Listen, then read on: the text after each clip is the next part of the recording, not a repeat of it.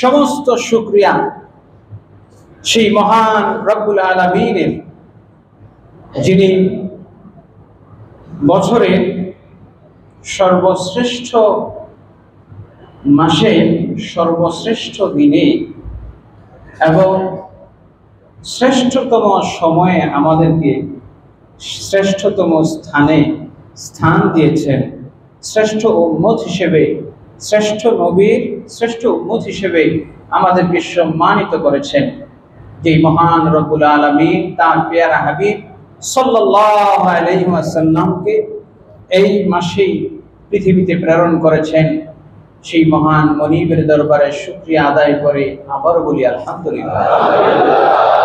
দরুদ ও সালাম পেশ করছি প্যারা নবী রাসূল আরবি হুজুর আকরাম, আমার আপনার এই বিশ্ব জগতের অস্তিত্বের একমাত্র উপলক্ষ সেই মহান আল্লাহ, মহান সৃষ্টি, মহান চরিত্রের অধিকারী মহানবী মুহাম্মদুর রাসূলুল্লাহ সাল্লাল্লাহু আলাইহি ওয়াসাল্লামের উপরে, যিনি এই মাসে পৃথিবীর বুকে অন্ধকারকে দূর করে আলোর পরশ দিতে, যাবতীয় অজ্ঞতাকে দূর করে জ্ঞানের পরশ দিতে, অন্ধকারাচ্ছন্ন মানুষগুলোকে অন্ধকারের অতল গহ্বর থেকে উদ্ধার করতে যিনি জগতের বুকে আগমন করেছেন, সেই নবীর উপর দরুদ ও সালাম সকলেই পড়ি সাল্লাল্লাহু আলাইহি ওয়াসাল্লাম।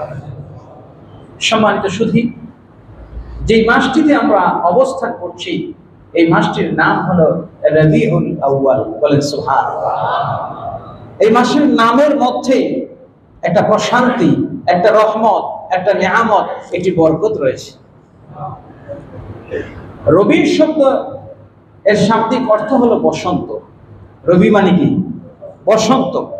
যেমন আমাদের এই উপমহাদেশে বা বাংলাদেশে ধরেন 12 মাসে 6টা ঋতু আছে না নাই, এবং 2টা মাস মিলে আপনার একটা ঋতু হয়। গ্রীষ্ম, বর্ষা, শরৎ, হেমন্ত, শীত, শেষে আসে কি? বসন্ত। দেখবেন ফাল্গুন চৈত্র মাস, 2টা মাস যখন বসন্ত হয়, ফাল্গুনের 1 তারিখে এক শ্রেণীর তথাকথিত স্বঘোষিত প্রগতিশীল যারা নিজেদেরকে দাবি করে, প্রকৃতপক্ষে তারাই হলো ব্যাকডেটেড, ওই মানুষগুলো দেখবেন বসন্ত বরণ করে রমনার বটমূলে আসে না নাই? কথা বলেন, আসে না নাই? যে মানুষগুলো সব সময় ধর্মের বিরুদ্ধে, ধর্মকে, সংস্কৃতির বিরুদ্ধে, ধর্মকে, ইসলামকে নিজেদের বিরুদ্ধে, আবার কখনো কখনো নিজেদের প্রয়োজনে ধর্মকে ব্যবহারও করে, আসে না নাই? আমরা দেখেছি সবসময় আমরা বলতাম যে হুজুররা, আলেম ওলামারা ধর্ম ব্যবসা করে, ধর্ম নিয়ে টুপি দাড়ি নিয়ে ব্যবসা করে, কিন্তু আমরা দেখেছি এই জগতের বড় বড় ব্যবসায়ীরা যারা ব্যবসা করে, এরা সবাই প্রয়োজনে দাড়ি রাখে, প্রয়োজনে দাড়ি কাটে। কথা বলেন ঠিক কিনা? আবার বাঁচার জন্য দাড়ি নাই, সেও দাড়ি রাখে। কথা বলেন ঠিক কিনা? ধর্মকে আলেম ওলামারা ব্যবসার জন্য ব্যবহার করে না। আবার দেখেছি কেউ নিজেকে কয়েদখানা থেকে রক্ষা করার জন্য এহরামের পোশাক পরেও। কথা বলেন ঠিক কিনা? সম্মানিত সুধী, আমরা তাদের কথা বলছি, আমরা বলছি ওই মানুষদের কথা, যে মানুষগুলো সব সময় কোরআনের বিরুদ্ধে, রমজান মাসে ইফতার মাহফিল করতে দেয় না, এমন লোক ছিল কি ছিল না? আল্লাহ রাব্বুল আলামিন সেই মানুষগুলোর করার কাছ থেকে সেই মানুষগুলোর কালো হাত ভেঙে দিয়েছেন কে? আল্লাহ সুবহানাহু ওয়া তাআলা। এই জগতে সমস্ত নিয়ামত দিয়েছেন আমার নবীর উসিলায়, এবং যত জালেমের জুলুম থেকে মানুষ নিষ্কৃতি পেয়েছে, অজ্ঞতার অন্ধকার থেকে নিষ্কৃতি মুক্তি পেয়েছে রহমতের নবীর উসিলায়। বলেন সুবহানাল্লাহ। সেই নবীর আগমন হলো এই রবিউল আউয়ালে। তো বলছিলাম বসন্ত বরণ করে একদল লোক। তো এই বসন্ত বরণ তার মানে হলো বসন্তটা আসে, বসন্তর যে আবহাওয়া, এটা আমাদের সকলের জন্য উপযোগী। কথা কোন ঠিক কিনা? তো আল্লাহ সুবহানাহু ওয়া তাআলা তার হাবিব সাল্লাল্লাহু আলাইহি ওয়াসাল্লামকে বছরের 12 মাসের যে কোনো একটা মাসেই কিন্তু পাঠাইতে পারতেন। কথা বলেন ঠিক কিনা? কিন্তু আল্লাহ সুবহানাহু ওয়া তাআলা তার হাবিবকে এই রবিউল আউয়ালে পাঠিয়েছেন, কারণ বছরের 12 মাসের মধ্যে সবচেয়ে উত্তম যেই মাস, সবচেয়ে নাতিশীতোষ্ণ যেই মাস, সবচেয়ে আবহাওয়া ভালো যেই মাসে, ওই মাসেই তার হাবিবকে পাঠিয়েছে। সেই মাসের নাম হলো রবিউল আউয়াল। বলেন সুবহানাল্লাহ। এই জন্য আমার ভাইরা, আল্লাহর হাবিবকে কেন্দ্র করে এই গোটা জগৎকে আমার আল্লাহ সাজিয়েছেন। সুবহানাল্লাহ বলবেন। একটা বিবাহ বাড়িতে দেখবেন, মেয়ের বাড়িতে সাধারণত যত সাজগোজ সাজসজ্জা করা হয়, এই সমস্ত সাজসজ্জার মূল উপলক্ষ নবদুলহা। কথা বল ঠিক কিনা? আল্লাহ রাব্বুল আলামিন এই জগতের সকল কিছু সাজিয়েছেন যেই মহান সৃষ্টিকে কেন্দ্র করে। সেই মহান সৃষ্টির শুভাগমনের মাস, বেলাদতের মাস, আগমনের মাস এই রবিউল আউয়াল। সুবহানাল্লাহ। সুতরাং এই মাসের মর্যাদা, এই মাসের কিমত, এই মাসের গুরুত্ব এবং ফজিলত অন্য সকল মাসের চেয়ে শ্রেষ্ঠ বলে সুবহানাল্লাহ। কারণ বৎসরের 12টি মাসের মধ্যে শ্রেষ্ঠতম মাস, সাইয়্যিদুশ শুহুর হলো রমজান মাস। কথা বলে ঠিক কিনা? রাসূল সাল্লাল্লাহু আলাইহি ওয়াসাল্লাম বলছেন, আফদালুশ শুহুরি, সবচেয়ে শ্রেষ্ঠ মাস হলো সাইয়্যিদুশ শুহুর রমাদান। কারণ ফিহি উনসিলাল কোরআন, এই মাসে আল্লাহ কোরআন নাযিল করেছেন। আল্লাহ বলেন, শাহরু রমাদানাল্লাযী উনসিলা ফীহিল কোরআন, এই রমজান মাসে আমি আল্লাহ রাব্বুল আলামিন কোরআন নাযিল করেছি। সুতরাং কোরআনের খাতিরে এই রমজান মাস অন্য 11 মাসের চেয়ে শ্রেষ্ঠ। বলে সুবহানাল্লাহ। কিসের কারণে? কথা বলেন। কোরআনের কারণে। তো কোরআন নাযিল হওয়ার কারণে রমজান মাস যদি 11 মাস এর চাইতে শ্রেষ্ঠ হতে পারে, সুতরাং যেই মাসে আমার নবীজি দুনিয়াতে আগমন করেছেন, এই মাসটা অন্য মাসের চেয়ে শ্রেষ্ঠ হতে পারে কি পারে না? এই সাক্ষী প্রমাণ আল্লাহ কোরআনে দিয়েছেন। আল্লাহ রাব্বুল আলামিন কোরআনে একটা সূরা নাযিল করেছেন দেশ নিয়ে। কি নিয়ে? কথা বলেন। দেশ নিয়ে। দেশপ্রেম। দেশপ্রেম আমাদের অন্তরে আছে না নাই? কথা বলেন, আছে না নাই? দেশের প্রয়োজনে, দেশের স্বার্থে যে কোনো সময়, যে কোনো মুহূর্তে আমরা জীবন দিতে প্রস্তুত, জীবন দিতে রাজি। কথা বলে ঠিক কিনা? এদেশের মানুষ দেখিয়েছে, এই দেশের যুবকরা দেখিয়েছে, দেশের ন্যায়ের জন্য, অন্যায়ের বিরুদ্ধে যে কোনো সময় আমাদের দেশের মানুষগুলো এক হয়ে যায়। বলেন সুবহানাল্লাহ। এই দেশপ্রেম দিয়েছেন কে? এই দেশপ্রেম, মাতৃভূমির প্রতি প্রেম, এটি দিয়েছেন কে? এবং এইটি দেওয়ারও উপলক্ষ হলেন আমার নবী। বলেন সুবহানাল্লাহ। কারণ নবীজি শিখিয়েছেন হুব্বুল ওয়াতানি মিনাল ঈমান, দেশকে ভালোবাসা ঈমানের লক্ষণ, ঈমানের অঙ্গ, ঈমানের অংশ। বলেন সুবহানাল্লাহ। যারা দেশকে ভালোবাসে না, যারা মাতৃভূমিকে ভালোবাসে না, যারা মাতৃভূমির জমিনকে বিদেশি বেনিয়াদের হাতে তুলে দিতে চায়, এরা যুগে যুগে মীর জাফর, গাদ্দার, এদেরকে মানুষ সব সময় স্মরণ করে ঘৃণার সাথে। কথা বলে ঠিক কিনা? ক্ষুদিরাম বসু, ক্ষুদ্র একটা মানুষ, 17 বছর, কিচ্ছু নাই, রিক্ত নিস্ত, কিন্তু দেশ প্রেমের কারণে শতাব্দীর পরেও মানুষ তাকে স্মরণ করে, যদিও বিধর্মী। কথা বলে ঠিক কিনা?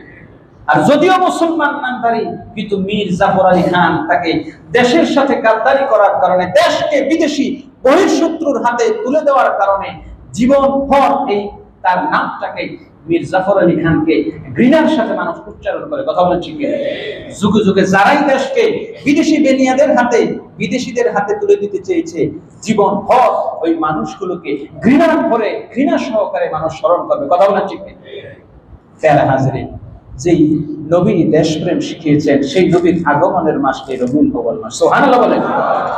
সম্মানিত সুধী, আমরা আজকে জানবো নবীজির সৃষ্টি রহস্য সম্পর্কে। এবং এই গোটা মাসটাই যেহেতু নবীকে কেন্দ্র করে, নবীকে কেন্দ্র করে আল্লাহ পৃথিবী সাজিয়েছেন, নবীকে কেন্দ্র করে আমাদেরকে পাঠিয়েছেন, নবীজিকে কেন্দ্র করে আল্লাহ পাক গোটা বিশ্বের সবকিছু সাজিয়েছেন। এখন আপনি বলতে পারেন যে আল্লাহর ইচ্ছা হলো আল্লাহ সাজিয়েছেন। না না, আল্লাহ রাব্বুল আলামিন বলেন, হুয়াল্লাযী খালাকা লাকুম মা ফিল আরদি জামিআ, তিনি সেই মহান সত্তা, জগতের যে সূর্যটা লক্ষ কোটি কোটি 9 কোটি 30 লক্ষ মাইল দূরে একটা বিশাল আলো বিশাল লাইট আমি স্থাপন করেছি, আমি আল্লাহ রাব্বুল আলামিন। জেনে রাখো মানুষ, তোমাকে আমি দিনের বেলায় আলো দেওয়ার জন্য, বলেন সুবহানাল্লাহ। সূর্যটাকে 9,30,00,000 মাইল দূরে আল্লাহ পাক স্থাপন করেছেন, একটু আগেও না একটু দূরেও না। কারণ বেশি কাছে দিলে আমাদের গরমে কষ্ট হবে, বেশি দূরে হয়ে গেলে সব বরফ হয়ে যাবে। আল্লাহ পাক নির্দিষ্ট দূরত্বে রেখেছেন কাদের জন্য বলেন? আমাদের জন্য তো, নাকি? কথা বলেন। আল্লাহ বলছেন হুয়াল্লাযী খালাকা লাকুম মা ফিল আরদি জামিআ, জমিনের যা কিছু, পিঁপড়া বলেন আর হাতি বলেন, এই সব সৃষ্টি করেছেন কার জন্য? মানুষের জন্য, আমাদের জন্য। সুতরাং আমাদের জন্য যদি সৃষ্টি জগতের সবকিছু সাজাইতে পারেন, তাহলে নবীজির জন্য আমাদের সবকিছু সাজাইতে পারেন কি পারেন না? সম্মানিত সুধী, রাসূল সাল্লাল্লাহু আলাইহি ওয়াসাল্লামকে কেন্দ্র করে, নবীজিকে উপলক্ষ করে আল্লাহ রাব্বুল আলামিন নবীজিকে কেন্দ্র করে প্রত্যেকটা স্থান, প্রত্যেকটা কাল, প্রত্যেকটা জায়গার মর্যাদা আল্লাহ বাড়িয়ে দিয়েছেন। যেমন আল্লাহ রাব্বুল আলামিন যে সূরা বালাগ নাযিল করেছেন, আল্লাহ রাব্বুল আলামিন এই সূরাটা নাযিল করার উদ্দেশ্য হলো আল্লাহ পাক জানিয়ে দিচ্ছেন, লা উকসিমু বিহাদাল বালাদি ওয়া আনতা হিল্লুম বিহাদাল বালাদি ওয়া ওয়ালিদিন ওয়া মা ওয়ালাদ, বলেন সুবহানাল্লাহ। আল্লাহ পাক বলছেন, লা উকসিমু বিহাদাল বালাদ, হে নবী, এই জগতের বুকে 256টি রাষ্ট্র আছে, ছোট বড় স্বাধীন পরাধীন মিলে পৃথিবীর বহু জায়গা আছে। এই জায়গাগুলো কোনটা সুন্দর, কোনটা অসুন্দর, কোনটা রুক্ষ, কোনটা তীক্ষ্ণ, কিন্তু আমি আল্লাহ পৃথিবীর কোন দেশের কসম আমার কোরআনে করি নাই। একটা দেশের কসম, একটা শহরের কসম কোরআনে করেছি, কারণ ওই শহরে আপনি নবী জন্মগ্রহণ করেছেন, বলেন সুবহানাল্লাহ। তাহলে নবীজি সাল্লাল্লাহু আলাইহি ওয়াসাল্লাম যেই দেশে জন্মগ্রহণ করেছেন, ওই দেশটার মর্যাদা অন্য পৃথিবীর 256টা রাষ্ট্রের চাইতে বেশি না কম? কে বলেছেন? সন্দেহ?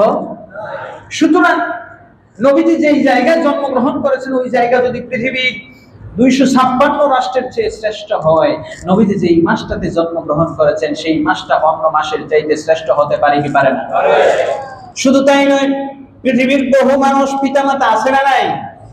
আমরা সুযোগ পাইলে আমার বাবারে সবার বাবা বানায় ফেলাই, কথা কোন ঠিক কিনা? এক বাবা আরেক বাবারে বাবা ডাকে, আমার বাবা সবার বাবা। কিন্তু আল্লাহ পাক দেখেন, মানব জাতির পিতা একজন, মুসলিম জাতির পিতা একজন, আছে না নাই? মানব জাতির পিতাকে বলা হয় আবুল বাশার, তার নাম হলো কি? আদম আলাইহিস সালাম। আদম আলাইহিস সালাতু ওয়াস সালাম, তিনি হলেন মানব জাতির পিতা। আর মুসলিম জাতির পিতাকে? সুবহানাল্লাহ। দেখেন সবাই জানে। সম্মানিত সুধী, তো পিতা হওয়া সত্ত্বেও মানব জাতির পিতা একজন, মুসলিম জাতির পিতা একজন, কিন্তু আমার নবীর ব্যাপারে আল্লাহ পাক নবীজিকে স্পেশাল রেখেছেন। আল্লাহর হাবিবের ব্যাপারে আল্লাহ বলছেন, মা কানা মুহাম্মাদুন আবা আহাদিম মির রিজালিকুম ওয়ালাকিন রাসূলুল্লাহি ওয়া খাতামান নাবিয়্যিন, বলেন সুবহানাল্লাহ। আল্লাহ বলেন, মা কানা মুহাম্মাদুন আবা আহাদিম মির রিজালিকুম, মুহাম্মদ সাল্লাল্লাহু তাআলা আলাইহি ওয়াসাল্লাম তোমাদের মধ্যে কোন পুরুষের পিতা তিনি নন, বলেন সুবহানাল্লাহ। মুহাম্মদ সাল্লাল্লাহু আলাইহি ওয়াসাল্লাম তোমাদের কারো পুরুষের পিতা নন। এবার আমি আপনাদেরকে প্রশ্ন করি, নবীজির ছেলে ছিল কি ছিল না? সিরাত ইবনে হিশামে আসছে নবীজির 4 জন কন্যা, রুকাইয়া, উম্মে কুলসুম, যায়নব এবং ফাতেমা। আর ছেলে ছিলেন 3 জন। কয়জন? একজন ছেলের নাম ছিল কাসেম। কি নাম? সেই কাসেম, তার নাম ধরে নবীজিকে বলা হতো আবুল কাসেম, বলেন সুবহানাল্লাহ। আরেকজনের নাম ছিল তৈয়ব এবং তাহের। আরেকজনের নাম ছিল ইব্রাহিম, মারিয়া কীর্তি করে। তাহলে এই যে ছেলেগুলো, এই ছেলেগুলোর পিতা কি নবীজি নন? অবশ্যই। কিন্তু তা সত্ত্বেও কেন নবীজিকে পিতা বলতে নিষেধ করা হয়েছে? কেন আল্লাহ বলছে তিনি তোমাদের কোন পুরুষের পিতা নন? এর উদ্দেশ্য হলো পিতা দ্বারা জগতের মধ্যে যে যখন পাইবে, যে যখন সুযোগ পাইবে, যে প্রত্যেকটা ছেলের কাছেই, প্রত্যেক সন্তানের কাছেই নিজের বাবা মা শ্রেষ্ঠ, কথা বলেন ঠিক কিনা? সেটা অবশ্যই দাবিদার, সেটা একজন সন্তান হিসেবে সে যদি নিজের পিতাকে শ্রেষ্ঠ পিতা না বলে, তাহলে সে কখনো পিতার সন্তান হিসেবে নিজেকে দাবি করার অধিকার রাখে? আপনার কাছে আপনার বাবা শ্রেষ্ঠ হতে পারে, কিন্তু আমার কাছে কি আপনার বাবা শ্রেষ্ঠ হবে? কথা বলেন। আপনার বাবাকে কি জোর করে আমার বাপ বানাইতে পারবেন? বা আমিও যদি জোর করে বলি আপনার বাবা আমার বাবা, হবে? রাসূল এটা নিষেধ করেছেন চরম ভাবে। তোমাদের কেউ যেন কাউকে জোরপূর্বক আরেকজনকে বাবা না বানায়, বাবাও যেন জোর করে আরেকজনকে সন্তানকে আরেকজনকে নিজের বাপ ডাকতে বাধ্য না করে। এর কিছু কারণ আছে। আমি বিভিন্ন সময় মাদ্রাসা শিক্ষকতার কারণে এই ফিতনার মধ্যে পড়ি।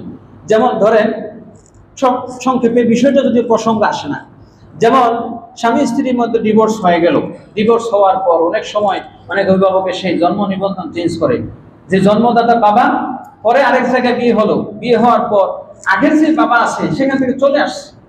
তো মহিলা কি করলো, এই ছেলেটার বাবার জন্ম নিবন্ধনের মধ্যে বাবার নাম চেঞ্জ করে নতুন যেই বাবা হলো সৎ বাবা, তার নামটা বসায় দেন। আচ্ছা বলেন তো, আমি সাধারণ বিবেক দিয়ে প্রশ্ন করি, এটা কি ঠিক? কথা বলেন। একজনের বাপ আরেকজনের বাপ বানালে হবে? এখানে অনেকগুলো ব্যাপার আছে, সম্পত্তির তো একটা ভাগের ব্যাপার আছে, উত্তরাধিকারের তো একটা ব্যাপার আছে, আছে না নাই? এটা আল্লাহ পাক নিষেধ করেছেন। আমাদের সমাজে কিন্তু এগুলো চলছে। অনেকে দাবি করে, অনেকে বলে, এই বিষয়গুলো সমাজে প্রচলিত আছে। এই জন্য রাসূল সাল্লাল্লাহু আলাইহি ওয়াসাল্লাম নিষেধ করেছেন, এবং নবীজি সাল্লাল্লাহু আলাইহি ওয়াসাল্লামকে আল্লাহ পাক স্পেশাল রেখেছেন যে তোমরা নবীজিকে কারো বাবা ডেকো। এর কারণটা হলো নবীজির স্পেশালিটি। মানব জাতির বাবা একজন আছে, মুসলিম জাতির বাবা একজন আছে, মুহাম্মদুর রাসূলুল্লাহ, তিনি বাবা নন, তিনি বাবারও বাবা। সুবহানাল্লাহ বলবেন না? কারণ আল্লাহ পাক বাবার কারণে ছেলের সম্মান দেন নাই, বরং নবীজির কারণে নবীজির যত বাবা ছিলেন সমস্ত মানুষগুলোর সম্মান আমার আল্লাহ জগতের বুকে আমার নবীর কারণে বাড়িয়ে দিয়েছেন। বলেন সুবহানাল্লাহ। এইজন্য আল্লাহ পাক সূরা বালাদের এরপরে 2 নম্বর আয়াতে বলেন, ওয়া আনতা হিল্লুম বিহাদাল বালাদ, নবী গো আপনার কারণে এই মক্কা নগরীটার কসম, মক্কা শহরের সম্মান আমি বাড়িয়ে দিয়েছি, কসম করেছি। শুধু তাই নয়, বরং আপনি নবীর কারণে আদম থেকে নিয়ে শুরু করে সমস্ত নবীদের, সমস্ত আপনার পিতৃপুরুষদের সম্মান আমি আল্লাহ বৃদ্ধি করে দিয়েছি। সুবহানাল্লাহ বলবেন না?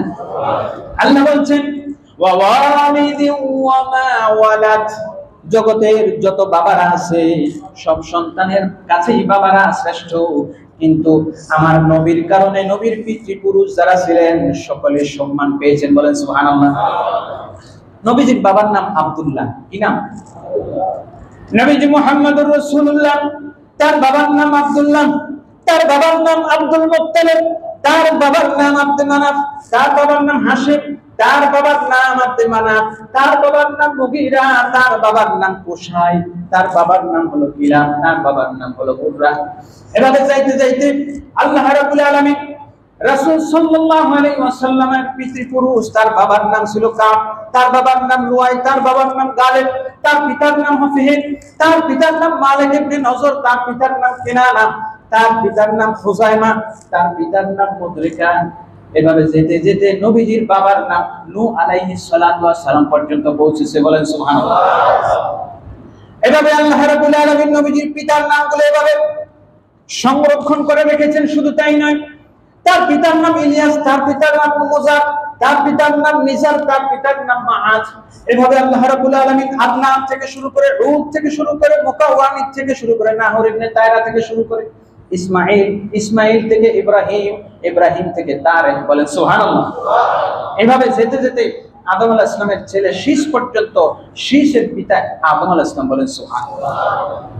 সিরাত ইবনে হিশামের মধ্যে ইবনে ইসহাক থেকে বর্ণনা করেছেন, নবীজি সাল্লাল্লাহু তাআলা আলাইহি ওয়াসাল্লাম থেকে আদম আলাইহিস সালাতু ওয়াস সালাম পর্যন্ত নবীজির পিতা পূর্বপুরুষ ছিলেন 43 জন। বলেন সুবহানাল্লাহ।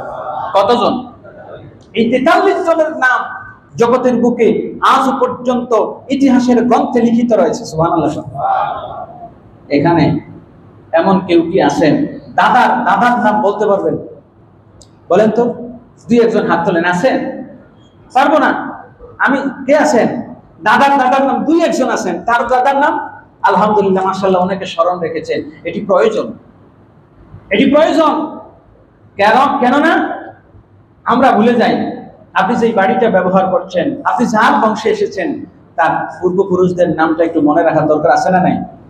আমরা এগুলো রাখি না। চেষ্টা করবেন উদ্ধার করা।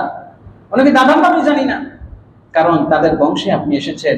তাদের জন্য একটু মনে চায় না একটু দোয়া করতে, যে মানুষগুলোর বংশ কারণে আমি আপনি এই জগতের অস্তিত্ব লাভ করেছি। কথা কোন ঠিক কিনা? যদি আপনার দাদার জন্ম না হইতো, আপনার অস্তিত্ব হয়তো না। তো পৃথিবীর বুকে 43 জন আদম আলাইহিস সালাম পর্যন্ত বংশধর, এই যে হাজার বছর ধরে এই দীর্ঘ বংশধরের নামগুলো সংরক্ষণ করে রেখেছেন কি? কেন রেখেছেন? কারণ আমার নবী তাদের বংশের মধ্যে আসবেন। বলেন সুবহানাল্লাহ। শুধু তাই নয়, নবীজি সাল্লাল্লাহু তাআলা আলাইহি ওয়াসাল্লামের জীবনী যদি আমরা দেখি, সিরাত যদি দেখি, আল্লাহ রাব্বুল আলামিন নবীজির কারণে তার পূর্বপুরুষ প্রত্যেকটা মানুষকে আল্লাহ পাক জিনা ব্যভিচার থেকে হেফাজত করেছেন। বলেন সুবহানাল্লাহ। কেন আল্লাহ রাব্বুল আলামিন তাদেরকে এভাবে সংরক্ষণ করেছেন? আল্লাহ সে কথা কোরআনে বলছেন, ওয়া তাকাল্লুবাকা ফিস সাজিদিন। নবী হে আমার, আমি যেই বংশে, যাদের বংশধারায় আমি নবী, আমি আপনার রব, আপনি নবীকে প্রেরণ করব, ওই বংশধারাকে আমি আল্লাহ সঠিকভাবে সংরক্ষণ করে রেখেছি, কারণ এই বংশের মধ্যে আপনি নবী আগমন করবেন। বলেন সুবহানাল্লাহ। এই বংশধারাগুলো আল্লাহ পাক সঠিকভাবে সংরক্ষণ করেছেন আমার নবীর কারণে। সুবহানাল্লাহ। এই জন্য আল্লাহ বলছেন, ওয়ালিদি ওয়া মা ওয়ালাদ। নবী গো, পৃথিবীতে বহু ছেলে বাবার বড়াই করে কি করে না? আমার বাবা অমুক তমুক, আমার বাবা এই করেছে সেই করেছে, বাবাকে নিয়ে ছেলেরা সন্তানরা বড়াই করে। এরকম আছে না নাই? বাবা এটা করে গেছে, বাবা ওইটা করে গেছে, খালি সব জায়গায় বাবার নাম আছে না নাই? কথা বলেন, আছে না নাই? কিন্তু এই বাবাদের নামগুলো জগতের বুক থেকে আল্লাহ পাক মুছে দিয়েছেন। কারণ বেশি বড়াই ভালো, বেশি অহংকার ভালো। আমার আল্লাহ রাব্বুল আলামিন এই জগতের বুকে নবীজির বাবাদের নামগুলো ঠিকই রেখেছেন, কারণ তাদের বংশে আমার নবীজি এসেছেন। সুবহানাল্লাহ। সম্মানিত সুধী, নবীজির জীবনীটা যদি আমরা ভাগ করি, আল্লাহর হাবিব সাল্লাল্লাহু তাআলা আলাইহি ওয়াসাল্লাম 632 খ্রিস্টাব্দে পৃথিবী থেকে বিদায় নিয়েছেন। পৃথিবী থেকে বিদায় নেওয়ার পর নবীজি এখন কোথায় আছেন? একটু বলেন না, কোথায় আছেন? মদিনায়। কোথায় আছেন? মদিনায় আছেন। জিন্দা না মুর্দা? কথা বলেন। জিন্দা। এখন বলবেন, হুজুর আমরাও তো জিন্দা, তাইলে নবীজিও জিন্দা। আমাদের জিন্দা আর নবীজি জিন্দার মধ্যে পার্থক্য আছে না নাই? আছে না নাই? আছে। আমরা হইলাম দুনিয়ার হায়াতে জিন্দা, আর নবীজি আখিরাতের হায়াতে জিন্দা। হাজিরিন, আপনি বলবেন যে আখিরাতের হায়াতে যদি জিন্দা থাকে, তো মাটির নিচে নবীজি থাকে কেমনে? আচ্ছা বলেন তো, মাটির নিচে ব্যাঙ থাকে কি থাকে না? ছোটবেলা আমরা যখন এই ক্ষেত মাটি কোদাল দিয়ে মাটি কাটতাম, তখন মাঝে মধ্যে কোপ দিলে ভিতরে ব্যাঙ পাওয়া যেত। কথা কোন ঠিক কিনা? ব্যাঙ যখন কাতার মধ্যে ঢুকে থাকে, তখন শুকনা মৌসুম ওইখানে পড়ে থাকে। এই ব্যাঙ কি মুর্দা থাকে না জিন্দা থাকে? জিন্দা থাকে। সে ওখানে অক্সিজেন পায় কোথায়? ওই মাটির থেকেই পায়। সুবহানাল্লাহ কবে না? প্রিয় হাজরিন, তো নবীজির হায়াতের সাথে আমাদের হায়াতের পার্থক্য আছে, কিন্তু এটা বিশ্বাস করতে হবে আহলুস সুন্নাহ ওয়াল জামাতের আকীদা, যে নবীজি আখিরাতের হায়াতে কি জিন্দা। প্রিয় হাজরিন, এই 1400 বছর ধরে যদি ভাগ করি, কিয়ামত পর্যন্ত নবীজির একটা জীবন, এটাকে বলা হয় হায়াতুন নবী। কি নবী? আর আল্লাহর হাবিব সাল্লাল্লাহু তাআলা আলাইহি ওয়াসাল্লামের 632 থেকে 2024, 632 থেকে 2024, এই 1400 বছর প্লাস, এটাকে বলা হয় হায়াতুন নবী। কি নবী? হায়াতুন নবী। এরপরে 570 থেকে 632 পর্যন্ত এটা হলো সিরাতুন নবী। কি নবী? এটা কি নবী? সিরাতুন নবী। আর রাসূল সাল্লাল্লাহু তাআলা আলাইহি ওয়াসাল্লাম আদম আলাইহিস সালাতু ওয়াস সালাম থেকে নিয়ে শুরু করে মা আমেনার রেহেম থেকে রেহেমে আসা পর্যন্ত, এটাকে হলো মিলাদুন নবী। সুবহানাল্লাহ। এটা কি? কথা কি বুঝতে পারছেন? এটাকে কি বলা হয়? মিলাদুন নবী। মিলাদ মানে হলো জন্ম। মিলাদ মানে কি? আমরা সবাই জন্মগ্রহণ করেছি কি করি নাই? আমাদের জন্ম আছে না নাই? জন্ম পরিচয়, জন্ম নিবন্ধন আছে না নাই? সুতরাং জন্ম নিবন্ধন প্রত্যেকেরই থাকা দরকার, আছে না নাই? এখন তো গরুরও জন্ম নিবন্ধন হয় কি হয় না? দেখেন না যখন গরু বসে এটা দাদা ছিল, এটা দাদা দাদা বংশ বর্ণনা করে, কথা বলেন। আবার বলে যে দাদা দাদা পরিচয় আছে বিধায় ওই গরুর দাম আর একটা গরুর সাথে কম না বেশি? তাহলে জন্ম পরিচয় যার থাকে তার মূল্যায়ন বেশি থাকে না জন্ম পরিচয় যার নাই তার বেশি? সুতরাং জন্ম বা মিলাদ এই বিষয়টা আমাদের জীবনের সাথে একটা গুরুত্বপূর্ণ অংশ, কথা বলেন ঠিক কিনা? অনেকে বলে মিলাদ দিয়ে কি করবে, না না, মিলাদ তো মূল। আমার যদি জন্মই নাই তা আমার পুরো অস্তিত্ব থাকে? আমি যদি বলি যে আমার কোনো জন্ম নাই তা আমি আসলাম কোথেকে? প্রশ্নটা বুঝতে পেরেছেন? সুতরাং রাসূল সাল্লাল্লাহু আলাইহি ওয়াসাল্লাম 570 থেকে 632 এটা হলো সিরাতুন নবী, 63 বছর। কত বছর একটু বুঝেন, কত বছর? 63 বছর সিরাতুন নবী। আর 632 থেকে 2024 বিয়োগ দেন, 1400 কত বছর হয়? হ্যাঁ, যেটাই হোক এই 1400 বছর এটা হলো হায়াতুন নবী। কি নবী? হায়াতুন নবী। আর আদম থেকে মা আমিনার রেহেম পর্যন্ত এটা হলো মিলাদুন নবী। সুবহানাল্লাহ। আর আদমের সৃষ্টিরও আগে সেটা হলো খালকুন নবী, বলেন না সুবহানাল্লাহ। আর মাঝখান দিয়ে 600 আপনার 50 570 622 খ্রিস্টাব্দে আল্লাহ রাসূল সাল্লাল্লাহু আলাইহি ওয়াসাল্লাম মদিনায় গেলেন। 620 খ্রিস্টাব্দে ঠিক মাঝখান দিয়ে আবার আল্লাহ রাব্বুল আলামিন মাঝখান দিয়ে আবার 23 বছর নিয়ে গেছে। কয় বছর? কয় বছর? সেটা হলো মেরাজুন নবী। সেটা কি? কথা বলেন। এখন বলবেন হুজুর এটা পাইলেন কোথায়? এটার পাওয়ার এটা আপনি প্রমাণ করবেন ফাঁকে দিয়া। কারণটা হলো আজকের বিজ্ঞান, নিউটনের সূত্র, এগুলা বলতে হয় যে তারা প্রমাণ করছে যে মাঝখান দিয়া থিওরি অফ রিলেটিভিটি হোক আর যেটাই হোক, সেই কারণটা টাইম ট্রাভেল যে জিনিসটা আছে, এই টাইম ট্রাভেলে পৃথিবীর সময় একটা আর আসমানের সময় আর একটা, কথা কোন ঠিক কিনা? সুতরাং পৃথিবীতে যদিও কিছু সময়, কিন্তু আসমানে গেছে কত বছর? 23 বছর।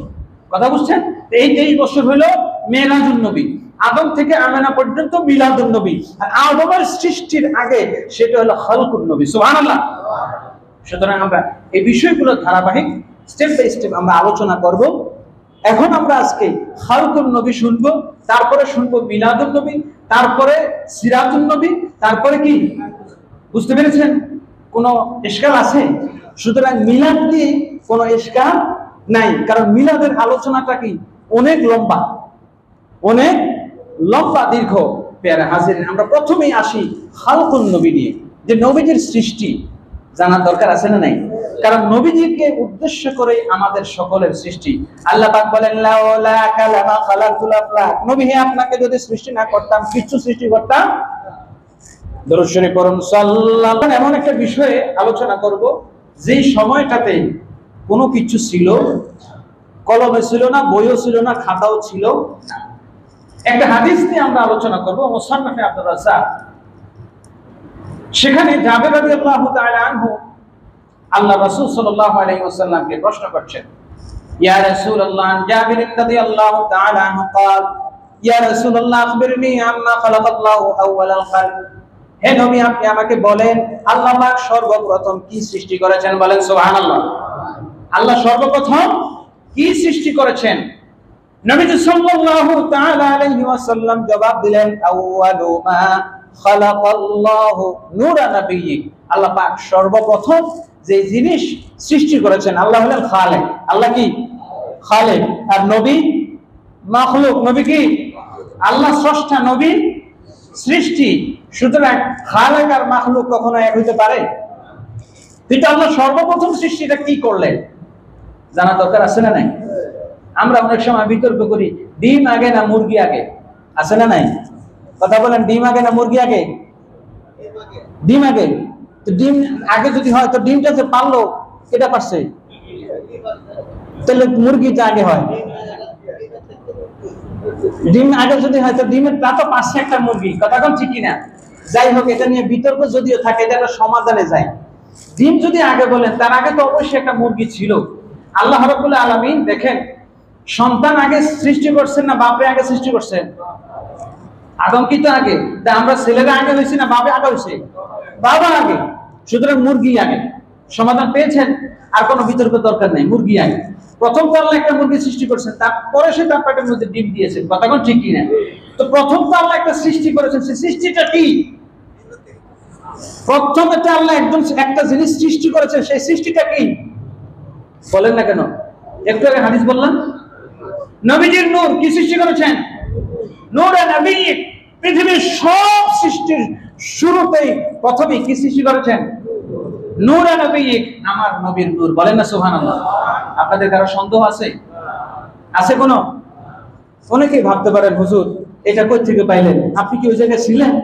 আরে না থাকলেও তো একটা সমাধানে আসতে হবে, কি বলেন, ঠিক কিনা? না থাকলেও তো একটা সমাধানে আসতে হবে। এখন হাদিসে অনেকগুলো কথা আছে। কথা কি? হাদিসে আছে আউয়ালু মা খালাকাল্লাহুল কলম, আল্লাহ সর্বপ্রথম কলম সৃষ্টি করেছেন। বলেন না সুবহানাল্লাহ। এবং অন্য হাদিসে আছে কাতাবাল্লাহু মাকাদিরাল খালক, মুসলিম শরীফের হাদিস, সহিহ হাদিস, কাতাবাল্লাহু মাকাদিরাল খালক ক্বাবলাল খালকি ৫০,০০০ সানাহ। আল্লাহ রাব্বুল আলামিন সমস্ত সৃষ্টির তাকদীরকে লিখেছেন সৃষ্টিরও কত বছর পূর্বে? ৫০,০০০। কত বছর? এবার নবীজি সাল্লাল্লাহু আলাইহি ওয়াসাল্লাম বলছেন যে আউয়ালু মা খালাকাল্লাহুল কলম, আল্লাহ রাব্বুল আলামিন সর্বপ্রথম সৃষ্টি করেছেন কি? কলমকে সৃষ্টি করে কি করছেন? ফালাই দিয়েছেন পানিতে। কি বলছেন? বলছেন যে লেখো। কি বলছেন? লেখবে কিসে? বাতাসের মধ্যে। কোথায় লেখছে? লৌহে মাহফুজে। কোথায়? একটু খেয়াল করবেন। কিসে লিখেছে? কলম তো একটা কাগজ লাগে নাকি? না হলে কাগজ নাই, কাপড়ের মধ্যে লিখবে, না হলে দেওয়ালের মধ্যে লিখবে। লিখবে তো একটা কিছুর মধ্যে। তাহলে কলম যদি আগে সৃষ্টি হয়, তো যেটার মধ্যে লেখছে এটা কখন সৃষ্টি করলো? কথা বুঝেন নাই? কলমটা যে লৌহে মাহফুজে লেখলো, তাহলে লৌহে মাহফুজ আগে না কলম আগে? অবশ্যই লৌহে মাহফুজ আগে, ঠিক না?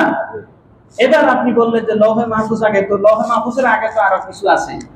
আল্লাহ রাব্বুল আলামিন ওই যে হাদিসটা বললাম, কাতাবাল্লাহু মাকাদির, মুসলিম শরীফের হাদিস, কাতাবাল্লাহু মাকাদিরাল খালকি ক্বাবলা আন ইয়াখলুকাল খালকা ৫০,০০০ সানাহ, সমস্ত সৃষ্টির ৫০,০০০ বছর পূর্বে আল্লাহ তাকদীর লিখেছেন। কি লিখেছেন? সেই তাকদীর যখন লিখেন, এই হাদিসের শেষের মধ্যে আছে নবী সাল্লাল্লাহু আলাইহি ওয়াসাল্লাম বলেন ওয়া কানা আরশুহু আলাল মা, ওয়া কানা আরশুহু আলাল মা। এই হাদিস তো বাংলার মতোই। আরশ তো বুঝেন নাকি? আরশ হলো আল্লাহর সৃষ্টি, আর আরশটা ছিল পানির উপরে। বলেন না সুবহানাল্লাহ। তাহলে বোঝা গেল যে আল্লাহ পানির উপরে কি সৃষ্টি করেছেন? পানির উপরে আরশ সৃষ্টি করেছেন। তাহলে আরশ আগে না পানি আগে?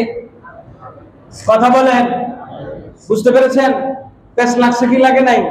কলম আগে না আরশ আগে না পানি আগে না লৌহে মাহফুজ আগে? কোনো বিতর্কের দরকার নাই, সবকিছুর আগে আমার নবীর নূর। এত বিতর্কের প্রয়োজন নাই। নবীর নূর, কারণ এটার সমাধানটা ইমাম গাযালী রাহমাতুল্লাহি আলাইহি তার বিখ্যাত কিতাব দাকায়েকুল আখবারের মধ্যে দিয়েছেন। আল্লাহ রাব্বুল আলামিন বলেন কুনতু কানজাম মাখফিয়া, আমরা কিন্তু খালকুন নবীতে আছি।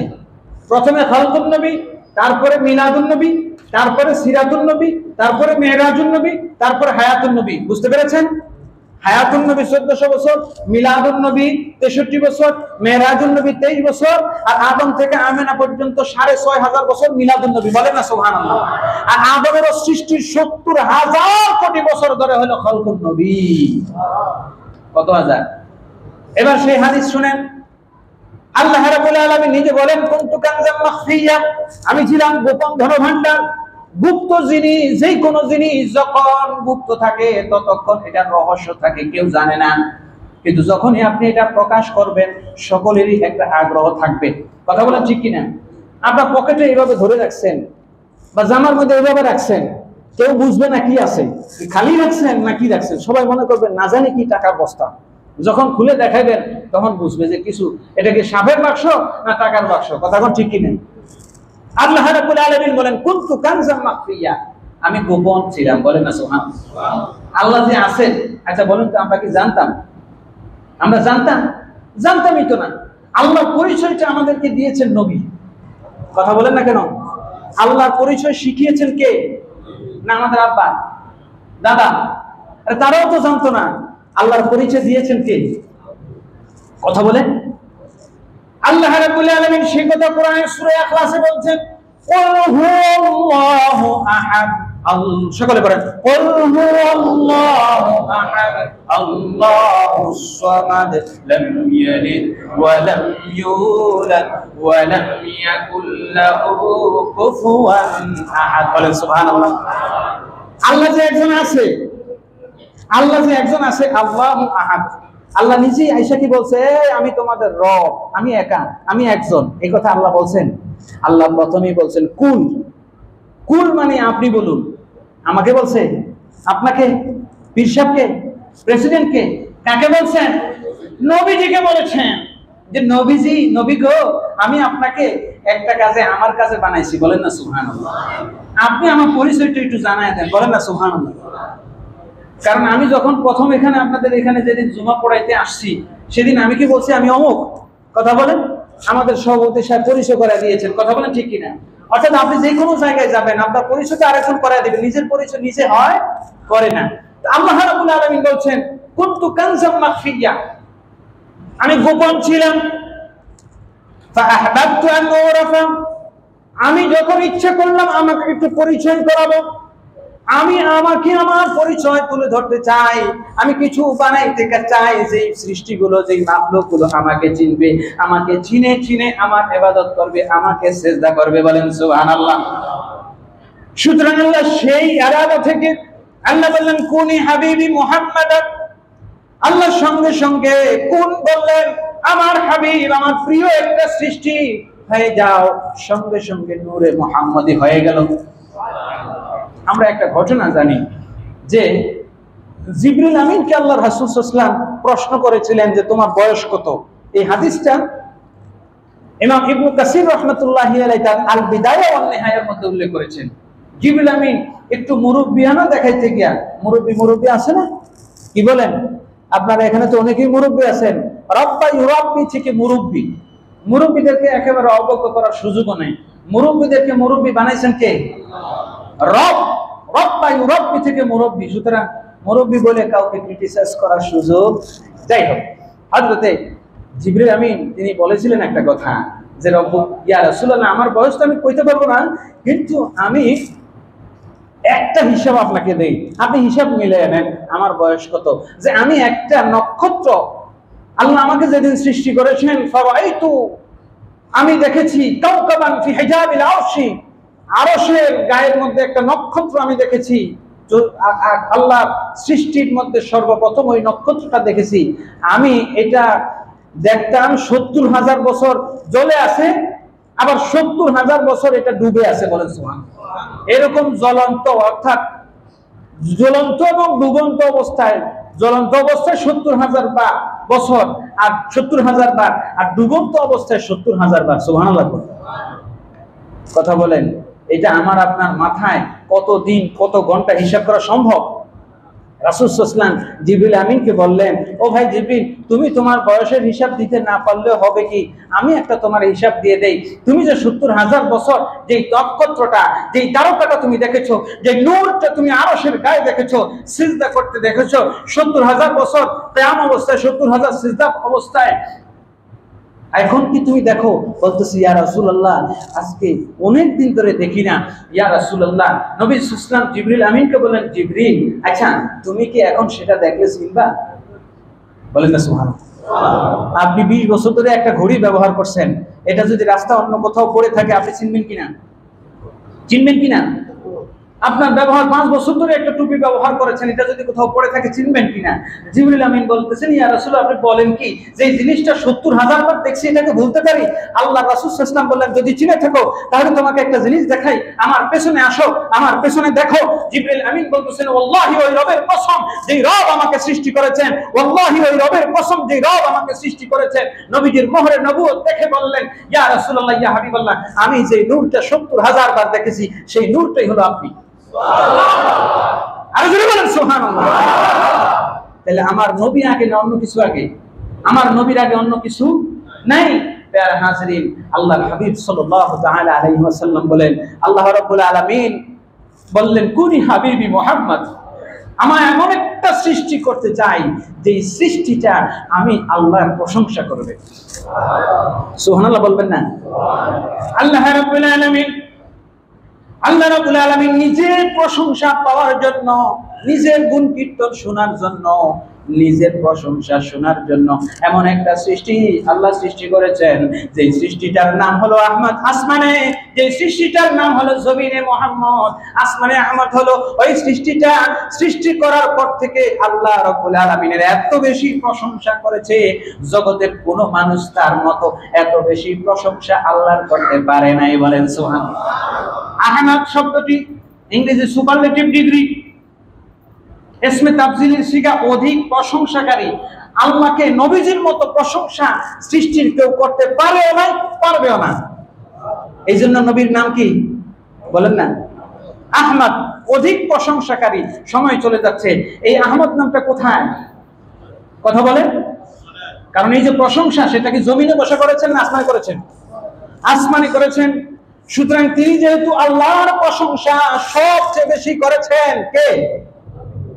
আহমদ। কে করেছেন? আহমদ। যেহেতু আল্লাহর প্রশংসা, আহমদ যেহেতু আহাদের প্রশংসা সবচেয়ে বেশি করেছেন, আহাদের প্রশংসা সবচেয়ে বেশি করেছেন কে? আহমদ। এই জন্য আল্লাহ বলছেন, আমি আহাদের এত প্রশংসা করেছো, আমি আহাদের মধ্যে একটা মিম লাগাইয়া দিলাম, তুমি আহমদ হয়ে যাও। আহাদের মধ্যে হা এবং দালের মাঝখানে কি লাগাইছেন? কথা বলেন। মিম মানে মাখলুক। আমি হলাম খালেক আহাদ, আর তুমি কিন্তু মাখলুক। পার্থক্যটা রয়ে গেছে। আমি খালেক আহাদ আর তুমি মাখলুক আহাদ। আমিও এক, তুমিও এক। কারণ আমি আল্লাহ যেমন বেনিয়াস, বেমিসাল, তুমি আহমদ ও বেনিয়াস, বেমিসাল। সুবহানাল্লাহ বলবেন না? পার্থক্য আছে। আমি আল্লাহ খালেক, তুমি মাখলুক। আমি স্রষ্টা, তুমি। এই জন্য আল্লাহ পাক আহাদের মধ্যে মিম দিয়া বললেন, তুমি আহমদ হয়ে যাও। সুবহানাল্লাহ বলেন। তুমি যেহেতু আসমানে আমি আল্লাহর সবচেয়ে বেশি প্রশংসা করেছো, সুতরাং এই জগতের বুকে যত মানুষ থাকবে, যত নিন্দুক নিন্দা করবে, গণজাগরণ মঞ্চ নিন্দা করছে কি করে নাই? রাসূলকে নিয়ে কটূক্তি করেছে কি করে নাই? আজকে তারা কোথায়? নবীজিকে নিয়ে যুগে যুগে কটূক্তি করেছে কি করে নাই? শ্যামবাসিল ফ্রান্সে তারা সিনেমা বানাইছে কি বানায় নাই? ভারতের নূপুর শর্মা নবীজিকে নিয়ে কটূক্তি করেছে কি করে নাই? এই দেশের মধ্যে বহু নাস্তিক ব্লগাররা নবীজিকে নিয়ে কটূক্তি করেছে কি করে নাই? এই জগৎ থেকে ইসলাম প্রিয়, ধর্ম প্রিয়, নবী প্রেমিক, ইসলাম প্রেমিক জনতা তাদেরকে মাটির সাথে মিশিয়ে দিয়েছে, দেয় কি দেয় নাই? তাদেরকে নিশ্চিহ্ন করেছেন কে? নবী যেহেতু আল্লাহর এত বেশি প্রশংসা করেছেন আহমদ, সুতরাং আল্লাহ বলছেন, আমি আপনাকে বঞ্চিত করব না। জমিনে আপনার মতো প্রশংসা কারো করা হবে না। সুতরাং জমিনে আপনি মুহাম্মদ মানে অধিক প্রশংসিত। পৃথিবীতে নবীজির মতো এত প্রশংসা, এত প্রশংসা, এত প্রশংসা কারো করা হয়নি, হয়নি, হয়নি, হবে না, হবে না, হবে না, বলেন সুবহানাল্লাহ। সুতরাং পেয়ারা হাজরিন, সেই নবীর মিলাদের মাস, এই পুরো মাসটা ব্যাপী আমরা নবীজিকে নিয়ে আলোচনা শুনতে চাই কি চাই না? নবীজির মিলাদের দরকার আছে না নাই? নবীজির সিরাতের আলোচনার দরকার আছে না নাই? যারা নবীজির নামকে এই মুসলমানদের হৃদয় থেকে মুছে দিতে চেয়েছিল, তাদের নামগুলো এই মানুষের এই দেশ থেকে মুছে দিয়েছেন কে? যারা নবীজির সাথে বিদ্বেষ করেছেন যুগে যুগে, যে নাস্তিক মুরতাদ গুলো, তাদেরকে জমিন থেকে নিশ্চিহ্ন করেছেন কে? সুতরাং নবীজির নাম, নবীজির প্রশংসা যদি আমি আপনি করি, তাহলে আমাদের মর্যাদা বাড়িয়ে দিবেন কে?